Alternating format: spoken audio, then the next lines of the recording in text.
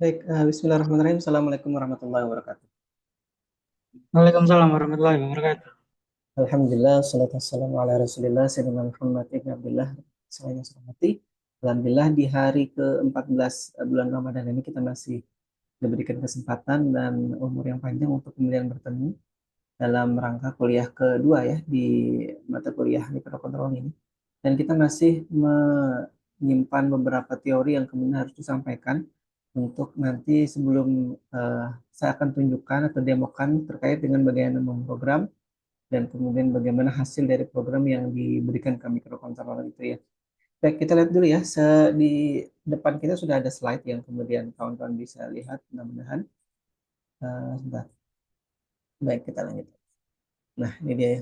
Jadi sebelumnya kita sudah membahas terkait dengan kontrak kuliah dan lain-lain, termasuk juga perkenalan sedikit terkait dengan saya selaku pemateri di mata kuliah ini dan kemudian beberapa kawan-kawan.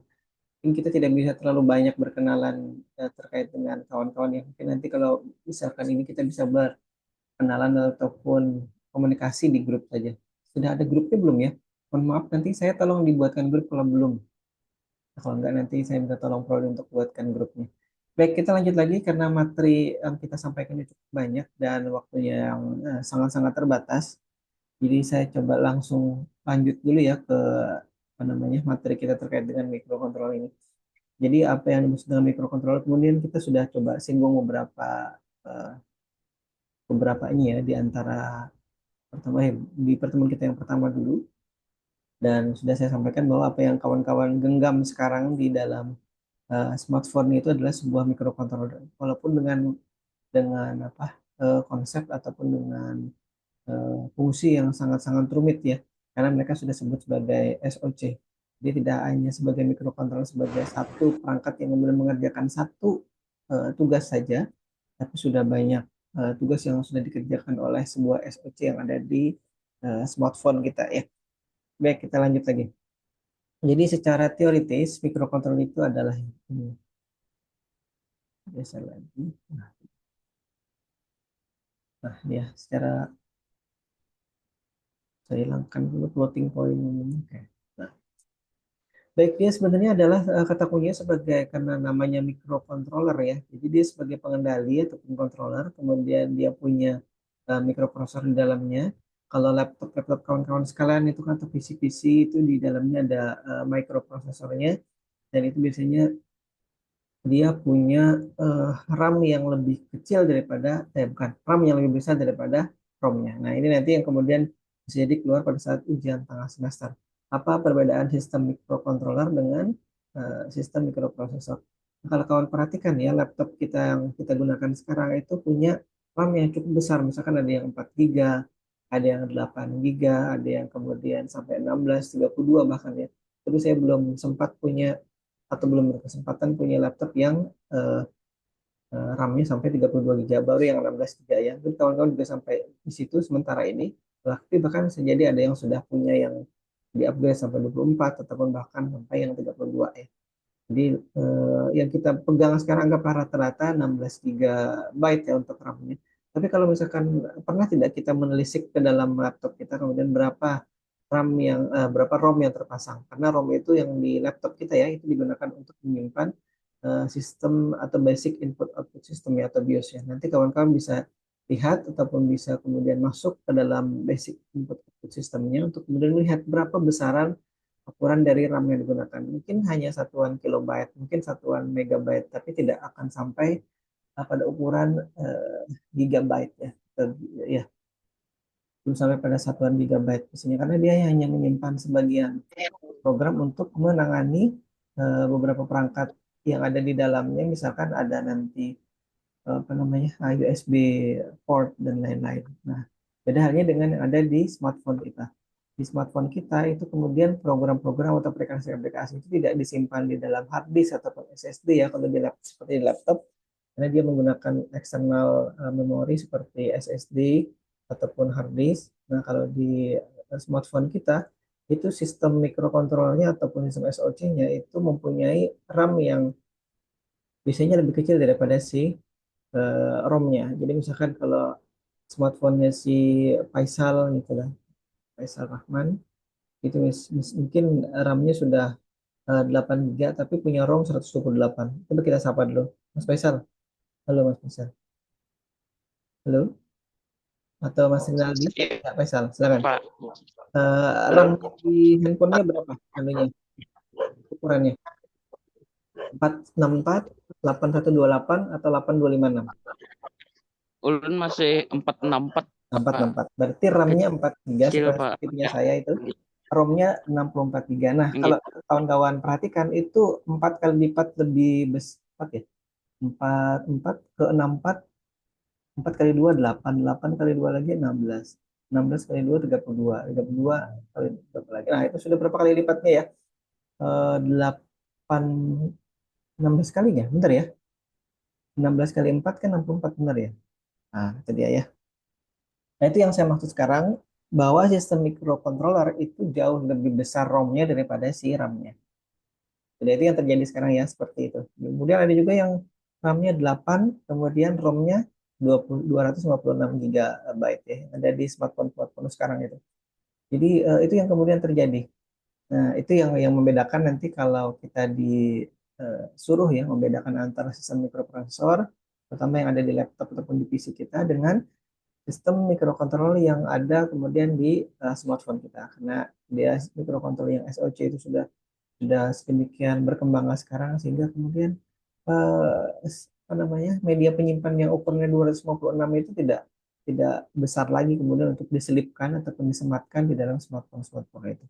Nah, jadi intinya tadi di dalam sebuah microcontroller itu punya controller yang atau kita sebut sebagai MPU-nya ya, microprocessor unit-nya. Di dalamnya ada memori yang terdiri dari RAM dan ROM-nya, kemudian dia juga punya perangkat I/O-nya ya, yang kemudian nanti digunakan setelah diprogram ya digunakan untuk mengendalikan perangkat digital ataupun perangkat analog. Nanti kita lihat beberapa aplikasi yang kemudian sudah menggunakan sistem microcontroller ini ya. Baik, kita lihat lagi di sini.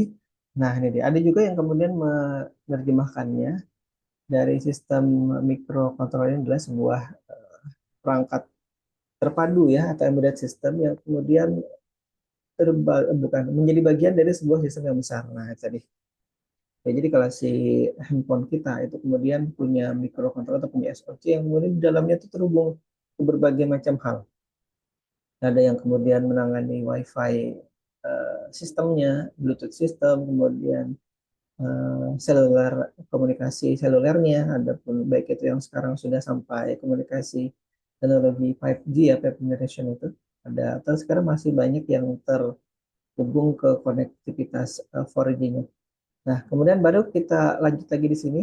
Ada juga yang menyebut sebagai sistem microcontroller itu adalah sebuah sistem kecil yang kemudian murah, memang murah ya sampai sekarang ini.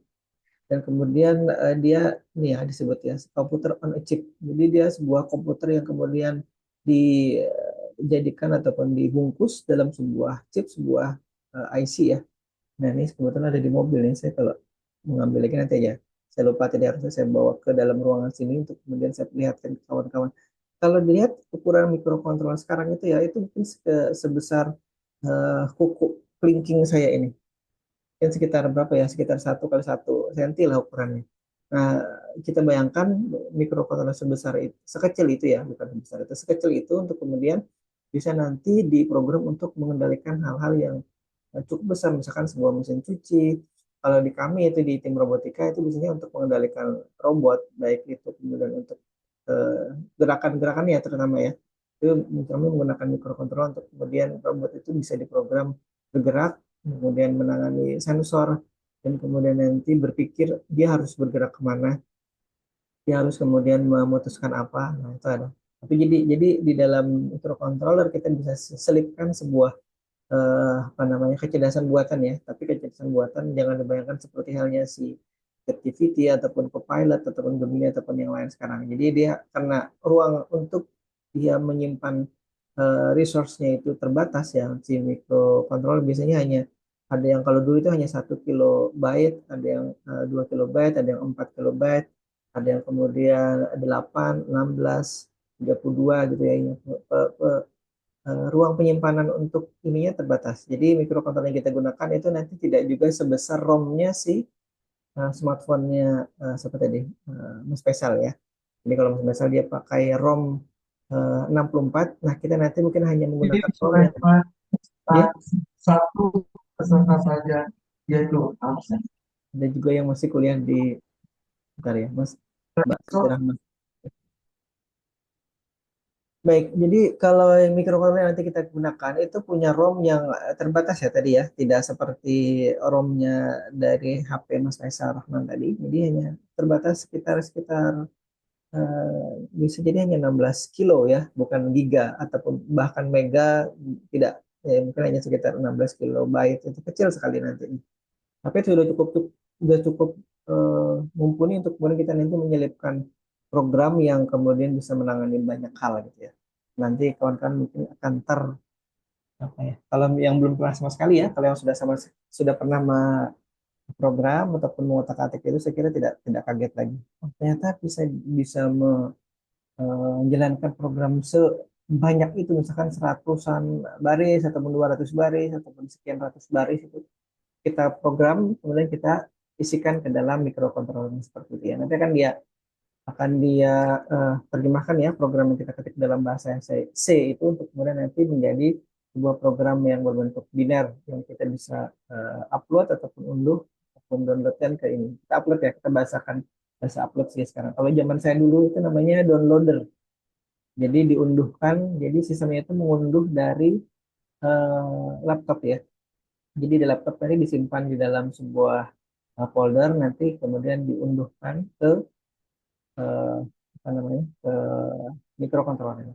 Dulu bahasanya downloader, bukan uploader. Sekarang nanti kita pakai aplikasi Arduino.IDE itu, kemudian kita pakai istilah ada memang menu atau tombol di situ upload programnya. Nah, seperti itu ya. Jadi setelah dia diklik upload, nanti dia akan melakukan compile atau melakukan proses mengonversi dan memastikan kemudian apa yang kita ketik itu tidak ada yang salah dan kemudian diterjemahkan ke dalam bahasa mesin baru mereka nanti akan uploadkan bahasa mesinnya itu ke dalam si microcontroller. Biasanya dalam bentuk kode biner seperti itu. Baik, kita lanjut dulu. Kalau ada yang kemudian kurang jelas, silakan langsung diinterupsi ya. Kan waktu kita terbatas, saya lanjut saja dulu dengan apa yang ada di materi ini. Kebetulan di tempat saya lagi hujan deras ini, dengan suara saya banyak terdengar. Kebetulan saya sudah pakai mikrofon eksternal ya, kemudian mengantisipasi kalau suara yang masuk ke mikrofon internal dari si eh, Zoom meeting ini nanti bermasalah. Baik, kita lanjut lagi ya. Nah, kemudian sebuah microcontroller itu biasanya terdiri dari banyak perangkat ya. Salah satunya tadi sudah kita sebutkan, dia punya MPU ataupun CPU. Bisa ada yang menyebutnya microprocessor sebagai CPU, ada juga yang menyebut sebagai MPU. Nah, sekarang kita sebut saja di sini lagi sebagai sebuah CPU ya, Central Processing Unit atau Main Processing Unit ya. Kemudian ada yang disebut sebagai ROM-nya. Nah, ini yang kemudian kita gunakan ini untuk menyimpan program. Sama seperti halnya kawan-kawan, baik itu yang punya Android based smartphone ya, ataupun yang berbasis iOS, ataupun berbasis Windows, misalkan smartphone-nya itu juga sudah kemudian punya ROM yang kemudian digunakan untuk menyimpan program. Makanya kemudian aplikasi-aplikasi yang di-download dari Play Store ataupun dari Microsoft, oh ya, Microsoft Store ya namanya itu ya. Nah, itu juga kemudian diinstal dan diimplementasikan ke dalam ROM-nya. Tapi kemudian dia pada saat sudah di-download dan diinstal, itu aplikasi yang tadi di-download file itu biasanya otomatis langsung dihapus. Biar kemudian di dalam ROM-nya itu, di dalam HP-nya itu banyak, tidak menghabiskan ruang dari si ROM-nya. Nah, seperti itu ya.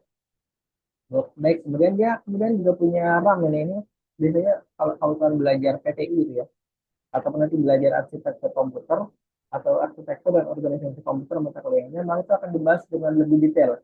Apa fungsi dari ROM, apa fungsi dari RAM. Kemudian RAM itu seperti apa cara kerjanya, kemudian kenapa kemudian kalau kita membuka aplikasi lebih dari satu, itu kemudian RAM-nya akan terpakai banyak, misalkan ya, apalagi kemudian aplikasi-aplikasi yang kemudian menggunakan memori banyak. kan aplikasi kalau saya sekarang misalkan gunakan ya untuk mengajar itu kadang-kadang saya pakai OBS. Nah itu OBS itu pakai atau menggunakan RAM itu cukup besar. Jadi RAM 16 GB itu kadang-kadang bisa terpakai separuhnya oleh si OBS-nya. Nah, atau Zoom meeting ini kalau misalkan sambil saya rekam menggunakan OBS, ini kebetulan saya rekamnya langsung dari Zoom meetingnya aja. Terus kawan-kawan ada yang sudah menonton rekaman di pertemuan kita yang lalu, nanti insya Allah kalau tidak ada masalah rekaman dari pertemuan yang hari ini juga akan saya upload kembali ya. Jadi kalau kawan yang kebetulan seperti tadi misalkan ada yang masih rapat atau ada yang masih kuliah di program yang lain itu kemudian bisa menyaksikan kembali materi yang disampaikan di mata kuliah ini. Baik, kemudian ya ini tadi sudah kita sampaikan bahwa ini yang disebut sebagai memori ya di mikrokontroler yang kita gunakan. Dan sama juga di mikroprosesor ini sama kedua bagian ini, baik ROM maupun RAM itu disebut sebagai memori. Baik, di sistem mikrokontroler sama halnya seperti mikroprosesor sistem ya, ini juga punya nanti I/O port atau input output sistem yang kemudian nanti bisa digunakan untuk berkomunikasi sebagai eh, ah, untuk berkomunikasi ke perangkat di luarnya ya. Karena kalau misalkan dia hanya beroperasi di sekitaran mikrokontrolnya saja itu kemudian dia tidak akan menghasilkan apa-apa. Kan dia harus biasanya kita digunakan untuk berkomunikasi keluar ya. Paling tidak dari sebuah LED kecil itu ya lampu kecil, nah itu sudah merupakan bagian dari komunikasi. Sebenarnya kalau misalkan nanti dia menggunakan dalam kita sebuah tombol, atau beberapa tombol itu juga merupakan bagian dari komunikasi. Dan kemudian akan berjalan nanti kita bisa gunakan sensor, kita bisa gunakan LCD display, kita bisa gunakan second display, kita bisa gunakan dot net display. Dan kawan-kawan mungkin bisa lihat nanti ya, atau sempat lihat di beberapa simpang jalan raya, baik itu di Banjarmasin, atau di Banjarbaru, atau di Metapura, atau di sekitarnya ya ada beberapa lampu lalu lintas yang kemudian juga sudah menggunakan display untuk memperlihatkan jumlah waktu tersisa dari nyala lampu merah ataupun nyala lampu hijau misalnya ya. Nah kalau di apa namanya di beberapa ruas jalan sebelum mungkin beberapa tahun yang lalu itu kalau nggak bisa jadi belasan tahun yang lalu itu banyak sekali sehingga sampai-sampai saya dulu sempat menugaskan ke kawan-kawan mahasiswa aku untuk membuat sistem mikrokontroler atau sistem digital yang serupa dengan apa yang ada di simpang-simpang jalan. Misalkan mereka berbagi kelompok A itu di simpang jalan di apa namanya Hotel A dulu ya, Hotel Kalimantan. Kalau sekarang itu ada Hotel Mentari, atau kantor pos di situ itu ada sistem lampu lalu lintasnya yang kemudian berbeda mungkin dengan sistem lampu lalu lintas yang ada di pertigaan Jalan Antasari PDAN seperti itu. Atau berbeda dengan sistem lampu lalu lintas yang ada di perempatan Mitra Plaza ataupun Pasar Antasari misalkan ya. Tapi yang di Banjarbaru misalkan berbeda dengan yang kemudian ada di simpang 3 Jalan RO Udin misalkan atau berada di simpang 3 dari eh, Brimob sekitaran komplek Brimob gitu ya di Banjarbaru. Nah itu yang kemudian mereka berbagi-bagi. Jadi masing-masing punya punya tempat-tempat sendiri yang kemudian mengamatinya seperti apa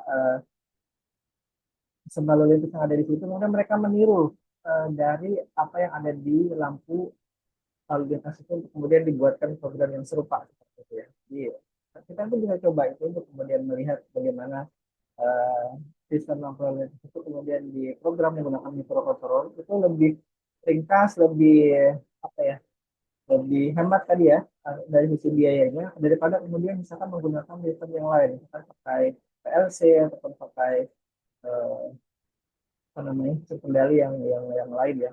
Kalau ini makan kayak PC ya itu terlalu repot ya kalau dulu. Karena sebenarnya pakai mikrokontroller aja, karena makan mikrokontroller itu juga sudah bisa digunakan ke IoT ya, sistem internet segala macam. Ya kita lanjut lagi. Nanti kita akan melihat contoh-contoh yang kemudian di luaran sana itu bisa saja ataupun kebanyakan menggunakan mikrokontroller sebagai sistem kendalinya ya. Nah jadi kemudian kita bisa juga nanti menghubungkan tadi seperti yang sampaikan si mikrokontroller ini dengan perangkat-perangkat lain yang kemudian itu mempermudahnya untuk diaplikasikan ke perangkat-perangkat lain ya. Misalkan nanti ada eh, Bluetooth modul ya. Itu kemudian kita bisa pasang ke mikrokontroller untuk kemudian kita bisa implementasikan agar bisa berkomunikasi ke perangkat yang lain. Yang saya pernah uji coba itu ya, pasang perangkat Bluetooth yang saya hubungkan ke microcontroller, kemudian saya pasang juga di microcontroller yang ada di robot. Jadi di robot itu ada microcontrollernya, kemudian ada Bluetooth-nya. Nah, karena itu bisa bisa kita komunikasikan untuk eh, kemudian dia saling komunikasi, dan dari situ kemudian waktu itu saya coba kendalikan Bluetooth modul yang ada di microcontrollernya itu dari Bluetooth modul yang ada di handphone. Jadi saya ada aplikasi untuk mengendalikan robot itu baik jalan kanan, kiri, maju, mundur di dari handphone, dari smartphone Android, itu kemudian nanti berkomunikasi dengan Bluetooth yang ada di microcontroller sebuah robot. Nah, itu yang sudah mungkin kalau kawan-kawan nanti sempat lihat ya di channel YouTube saya itu ada di komunikasi Bluetooth eh, di robot itu mata kuliahnya kemudian pemrograman robotika. Apakah mata kuliah itu sudah tidak lagi ditawarkan secara atau menjadi mata kuliah wajib, tapi jadi mata kuliah pilihan. Jadi kawan-kawan pun nanti bisa jadi tidak akan mengemban mata kuliah itu, karena itu mata kuliahnya kebanyakan adalah terkait dengan praktikum robotika. Baik, sambil jalan kemudian kalau ada yang masih perlu di apa namanya ditanyakan, silakan ditanyakan ya. Ini masih hujan deras di tempat saya, jadi kalau saya mendengar mendengar apa namanya speaker dari laptop ini mungkin tidak terlalu jelas. Baik, kita lanjut lagi ya. Kemudian tadi kalau kita sudah singgung sedikit terkait penggunaan mikrokontrol di sistem lampu lalu lintas, maka kita lihat dulu ya, ada beberapa contoh-contoh yang kemudian juga menggunakan mikrokontrol ini sebagai sistem pengendalinya. Misalkan di mesin cuci ya.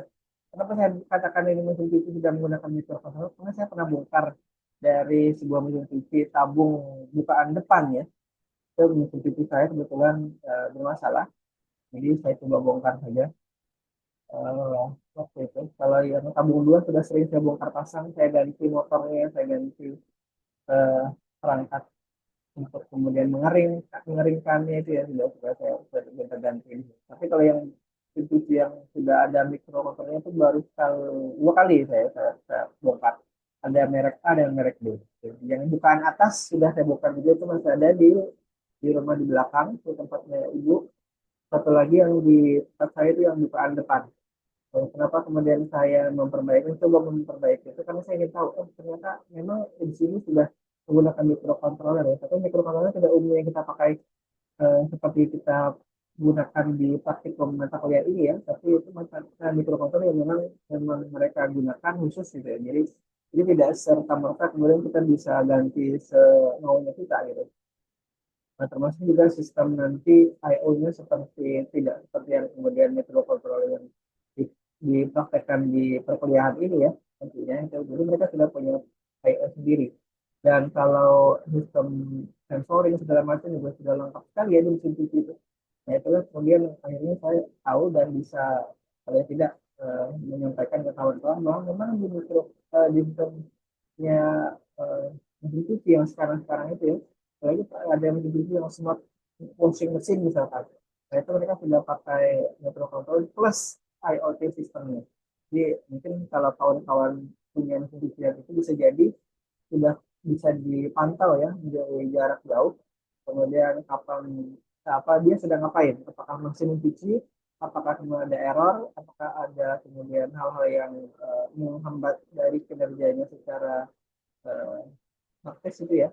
Jadi misalkan, oh ternyata uh, dia mengalami kesulitan membuat airnya ataupun memuat airnya. Itu kenapa? Karena kerannya mungkin lupa dihidupkan gitu ya. Nah, atau airnya terlalu kecil sehingga kemudian proses mencucinya terlalu lama. Biasanya kalau misalnya mesin cuci tertentu ya, yang smart washing machine dia akan berhenti. Akan ada peringatan, mungkin ada bunyi-bunyian yang kemudian keluar dari sistem buzzernya itu untuk memperingatkan ke usernya bahwa oh ini ternyata ada apa namanya, air yang kemudian tidak mengalir, ataupun kemudian kalau di saya dulu itu sempat bermasalah di pengunci pintunya. Jadi kalau yang pintu bukaan depan itu kan biasanya harus ada sembang-sembang. Karena kalau misalkan tidak dikunci secara otomatis setia dari dalam, maka nanti itu akan tumpah airnya. Misalnya ada yang iseng ya, kalau sudah diisi airnya, kemudian dibuka pintunya itu tumpah. Banjir nantinya ya. Jadi ya, kalau banjir banjir saja sih tidak masalah. Kalau konsleting itu yang jadi masalah. Saya kalau mesin yang bukaan depan itu juga punya penguncinya. Nah, waktu itu penguncinya yang bermasalah. Saya sudah coba, ternyata tidak berhasil yang bukanya waktu itu. Akhirnya kita memanggil teknisinya untuk kemudian bisa membuka secara paksa ya dalam tanda kutip. Memang waktu itu memang dibuka paksa, artinya kita mengorbankan sistem penguncinya itu untuk kemudian diganti dengan yang baru. Baik, ini mesin cuci ya. Jadi kita sudah atau saya sudah pernah membongkar mesin cuci dua yang menggunakan microcontroller ini. Untuk kemudian saya bisa sampaikan ke kawan-kawan memang sudah menggunakan microcontroller untuk sistem pengendali ini. Nah, kemudian kalau kawan-kawan punya remote controller juga di rumah ya, ataupun di kantor, ataupun di tempat kerjanya, itu juga sudah menggunakan microcontroller ini. Kenapa saya juga sebut ini sebagai perangkat yang sudah menggunakan microcontroller? Karena kita di segmennya baru punya modul remote control yang dibangun dari atau berbasis microcontroller ini. Nah, mungkin saya belum sempat ambil nih di kampus yang di Sultan Adam, di kantor atau di ruang penyimpanannya itu ada dulu sistem remote control yang kemudian menggunakan microcontroller. Dulu sempat kita praktekkan itu. Itu karena kita di kelas sore ini sangat-sangat terbatas ya. Jadi agak sulit kemudian saya mengajak kawan untuk praktek. Jadi nanti hanya kemudian saya perlihatkan.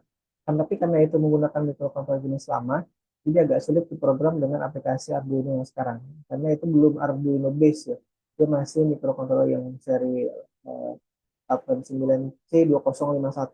Jadi sudah cukup lama itu. Saya juga program ini juga sudah cari-cari kemana ya. Dia agak sulit dioperasikan untuk sekarang ini. Baik, itu paling tidak nanti saya perlihatkan saja ya, insya Allah. Jadi kemudian remote, hampir semua remote ya. Remote AC, remote apa namanya, eh, kipas angin, ataupun remote lampu, remote yang seperti yang dipakai sekarang ini sudah rata-rata menggunakan microcontroller. Baik, kita terbatas waktunya sisa beberapa menit lagi. Kemudian ini aplikasi yang lainnya ada clock and watch ya. Saya kira kawan-kawan juga ada yang sudah sering melihat kalau di masjid atau di musola atau di langgar-langgar di sekitaran rumahnya sudah menggunakan apa namanya sistem apa namanya ya, yang waktu sholat digital gitu ya. Nah itu kan ada jamnya jam berapa, kemudian nanti ada informasi eh, maghrib jam berapa, isya jam berapa, kemudian nanti asar subuh zuhur misalkan jam berapa ya, itu sudah ada itu namanya clock, digital clock. Kemudian kalau watch itu adalah yang kemudian kawan-kawan gunakan, ada yang sudah pakai smartwatch misalkan, jadi smartwatchnya tidak hanya kemudian menampilkan jam saja, bisa juga mengukur detak jantung, bisa mengukur apa namanya nadi juga, denyut nadi, ada yang kemudian juga sampai mengukur berapa langkah sudah dia kita berjalan atau kita sudah berlari atau kita sudah melakukan push up dan lain-lain, karena mungkin sebagian smartwatch ya dia sudah dilengkapi dengan giroskop. Kalau handphone itu biasanya sebagian juga giroskopnya digunakan untuk kemudian mendeteksi ini handphonenya berada di posisi mana, di posisi kantong, di posisi telinga, diangkat pada saat kita ngangkat telepon gitu ya misalnya, atau dipakai untuk main game seperti ini ya, itu untuk posisi nanti misalkan game balapan segala macam. Baik, ini di mainan-mainan juga menggunakan microcontroller ini, dan mainan-mainan sekarang itu sudah pakai microcontroller ini untuk kemudian mengendalikan untuk robot-robotan gitu ya, dan mainan-mainan lain juga sudah. Atau zaman-zaman saya kecil itu kita punya game watch gitu ya, ada yang mainannya Tetris, ada yang mainannya Cowboy, ada yang mainannya pesawat-pesawatan, itu sudah pakai microcontroller. Jadi microcontroller itu sudah cukup lama dulu digunakan juga dari sejak lama ya. Dan sudah beberapa puluh tahun. Tapi saya kenalnya itu dari sejak sekitar tahun 99-an. Jadi sekitar kalau sekarang sudah sekitar 20 apa ya, 25 tahunan ya kurang lebih. Nah, itu dia. Kemudian sistem audio video ini juga dulu atau sekarang itu yang paling gampang ya ada MP3 player untuk misalkan untuk pemutar kalau di jalanan-jalanan itu ya, ada yang suka karaokean di perempatan atau di pertigaan. Nah itu dia sudah pakai pakai sistem audio yang kemudian bisa memutar lagu ini ya, lagu apa karaoke nih. Atau misalkan dia sudah dilengkapi dengan Bluetooth modulnya sehingga dia bisa connect ke handphone, ke smartphone itu untuk kemudian memutar audio yang ada yang dari smartphone-nya. Nah, dia bisa seperti itu. Makanya kadang-kadang kalau kawan-kawan cermati, kadang-kadang ada iklan yang muncul ya, karena yang diputar itu adalah eh, apa namanya, musik karaoke dari YouTube seperti itu. Baik, sudah jam 3.31 karena kita disarankan hanya 30 menit. Kemudian nanti kawan-kawan dilanjutkan dengan materi yang lain. Jadi saya mohon maaf, ini ada beberapa apa namanya contoh-contoh aplikasi lagi nih kawan-kawan bisa download dari LMS dan mungkin bisa jadi akan ada penugasan juga di LMS. Itu kenapa saya nanti berikan penugasan. Itu insya Allah untuk kemudian memastikan bahwa kawan-kawan itu sudah terdaftar di LMS dan bisa mengakses materinya, bisa mengakses nanti juga apa namanya kuis dan lain-lain. Karena nanti untuk UTS dan UASnya itu murni nanti bisa jadi akan menggunakan LMS atau media e-learning itu untuk kemudian kawan-kawan melakukan pemberikan jawaban dari situ ya. Baik, saya kira itu dulu. Nanti kawan-kawan bisa download ini dari LMS insya Allah. Bentar. Bapak izin nanya, Pak. Nah, ini masih Bapak banyak izin sebenarnya yang nanya, perlu Pak. dijelaskan, tapi karena memang waktu tidak terbatas, saya tidak bisa menjelaskan lebih detail lagi. Mungkin nanti akan kita sambung di pertemuan berikutnya terkait dengan materi-materi yang ada di slide ini ya. Karena ini slide ini harusnya Bapak. paling tidak 2 SKS. Ya, Mas Faisal, ada yang mau disampaikan? Tinggi, ini di LMS nggak bisa akses, Pak, materi pian. Gimana? Di LMS nggak bisa akses materi pian, Pak. Belum bisa ya? Oke, nanti saya sampaikan ke Prodi ya terkait dengan kelas sore untuk bisa akses materi di LMS-nya. Terima kasih sudah diingatkan, sudah disampaikan. Karena sebenarnya materinya sudah Sama saya upload di absen, situ. Pak. Tapi ya, makanya tadi saya sampaikan, saya perlu masukkan kemudian kalau nanti ada yang belum bisa mengakses, saya akan coba sampaikan ke Prodi dulu. Terima kasih ya yang sudah hadir. Alhamdulillah. Eh, Mudah-mudahan kita bisa ketemu lagi di pertemuan berikutnya dalam kondisi tidak kurang atau apapun. Dan saya akhiri dengan ucapan wabillahi taufiq wal hidayah. Assalamualaikum warahmatullahi wabarakatuh. Waalaikumsalam warahmatullahi Waalaikumsalam warahmatullahi wabarakatuh. Ketemu lagi ya, insya Allah.